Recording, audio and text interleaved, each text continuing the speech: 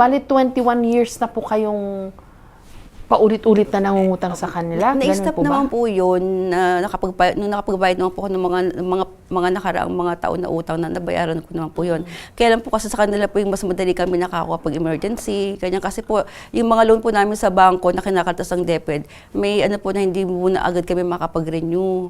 Kaya po ang no choice po kami, kundi ang kumapit na lang sa mga lending na out of doon po sa payslip na kinakaltas sa amin ng DepEd. Bali, Ma'am Macy, parang hindi ho kayo nakawala dun sa Ayun na nga po ganun na sistema, tama Opo, ho? nung nakipag-usap pa nga po ako sa lending, may salita pa nga po siya na magre-retire na lang daw po ako na gagawin daw po nilang 1 milyon ang utang ko, samantalang ang loan ko lang ay 195,000 lang. Pero dahil din doon, hindi kayo makawala. Opo. Dahil nag-compound na ho yung interest at yung penalties, tama ho ba?